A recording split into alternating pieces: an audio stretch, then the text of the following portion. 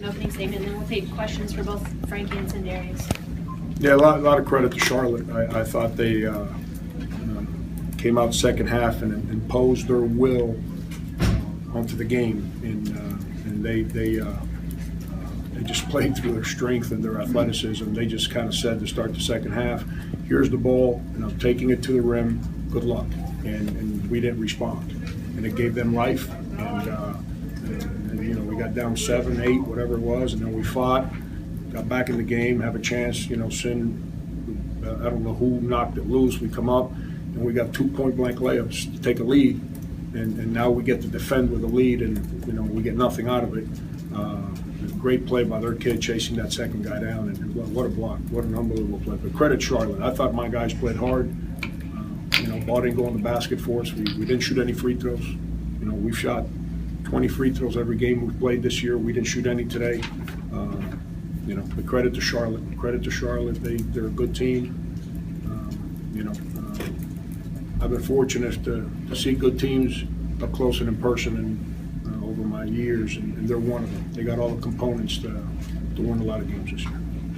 Frank, last night you said that you were here to play for a championship. Is it a little tougher to swallow, I guess, not being able to do that when you had a substantial lead in the first half? Yeah, when you play good teams, leads kind of come and go.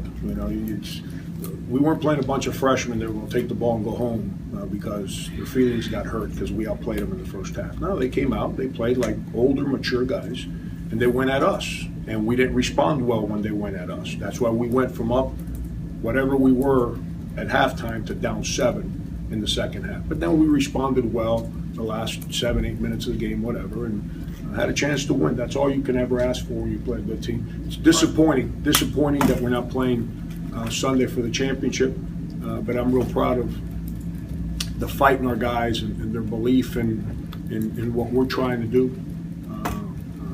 We got to, eventually, we're going to win these games kind of like this against quality opponents consistently. It's come, still part of the growing process. Frank, what happened on the 2 half-court plays with Menda? The play was designed to run all kinds of stuff and then throw it to Limones for the top of the key 3. And he was wide open. He didn't make the pass. It just, I'm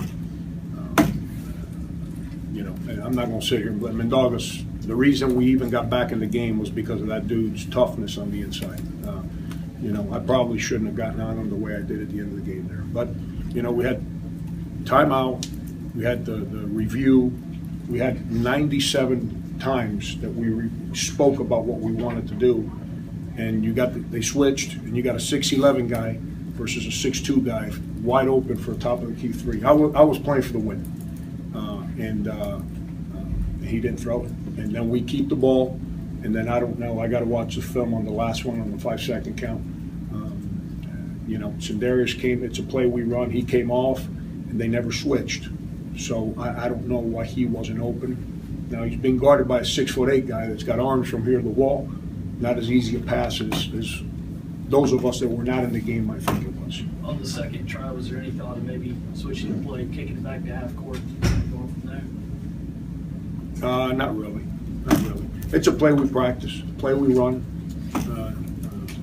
We just, and Stroman didn't go where he was supposed to.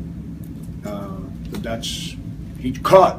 He didn't stand and hide. He just cut to the wrong place. So we ended up with 2 guys in the same place.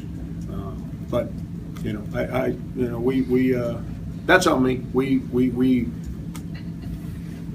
We haven't practiced that as much as we need to, and that solely falls on my shoulders. When you say a team comes out and imposes their will on you, what can you just don't have the players to be able to respond? Is there something that I don't know what to tell you.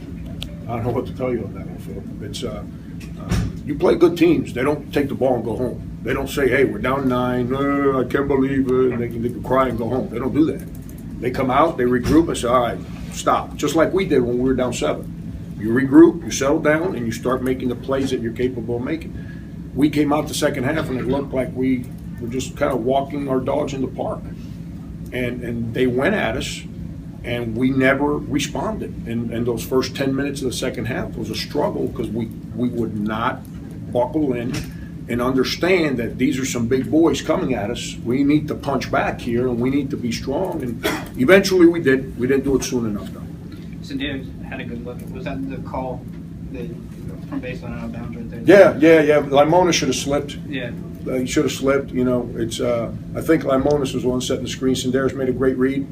You know, we got an open shot. You know, that's. You see, I can live with that one. I can't live with the 5-second count. You know, we got a shot, which is what you're trying to do, 5-second count. I can't live with it because I feel like I haven't put our guys in that situation in practice enough. You have to get a shot attempt. And if you don't get a shot attempt, that falls on the coach to be better prepared for that moment. Obviously, I haven't spent as much time as I need on that. Sin, you were making a lot of shots in the first half. Second half was a little bit tougher. Did they do something differently, or were things just not going down for you? And on that last play, did you think your shot had a chance on that last? Well, they didn't really do anything any different. Coming out of the second half, I still had open looks, just missed them. And at the end of the play, at the end of the game, I think it was a good shot. Like Coach said, I ran, and the guy went under the screen. I faded the screen, and I had two guys running at me, but it was a clean look. I could see the rim, and I could get my shot off. So I felt like it was a good enough look for me to shoot it. That's why I said Limonis. I got to see it on film, but they both ran at him. So Limonis was probably open on the slip, but you know, game's fast. Sometimes we, you know, as players, you know, they don't make the perfect decision. And, but we got a shot off. When you were building your 14-point lead, do you think that was about as good as you guys can play? Was that your team at the top of its game right then? We're playing well. We're playing well, Phil. We're playing well. I thought we were playing with discipline and toughness defensively. I thought on offense, what we spoke about trying to do this morning in the game, I thought we were doing it. When we were open, we made shots. It's hard to win when you can't score in the paint. And we just didn't consider. We got a basket in the paint every 5-8 minutes. You know, you got to score in the paint. You got to drive it in the paint. You got to catch it in the paint. You got to get fouled in the paint, and you got to make shots in the paint. And we just. You know, when you play a team that's big and athletic like they are, it's going to be hard to settle for threes, and you know, that's when I go back and watch the film, Phil. That's going to be my unhappiness there. Franco, what's going on with Ty Johnson? It just seems like ever since he had those 21 points against Baylor, it's just the last 2 games haven't been great for him. Just what's going on with that? I don't know. What do you think about the way Marcus Stroman played down the stretch, played 18 minutes in the second half? He was playing well in the first half. He just picked up those 2 fouls.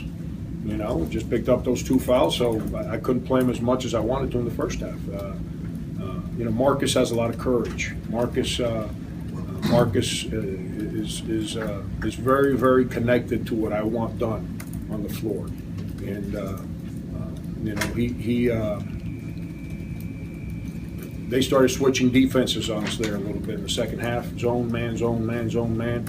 And it kind of threw him out of whack for a little while. He wasn't sure what to run. But, you know, even that last drive where they called the jump ball, man, that's a freshman kid. The game on the line, fearless of the moment. You know, it's Marcus going to be okay.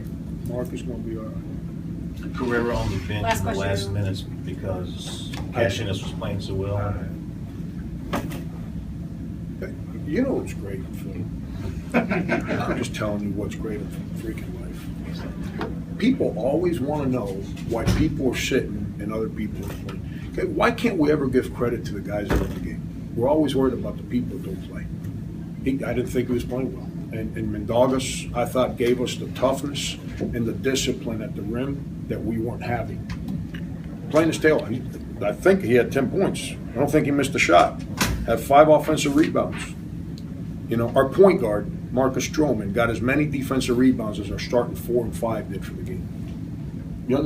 So, I don't know.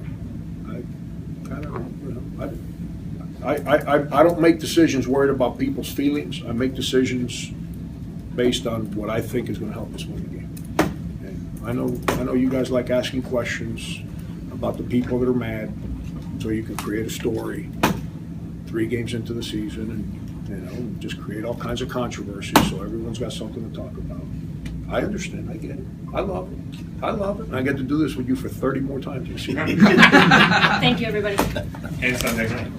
That's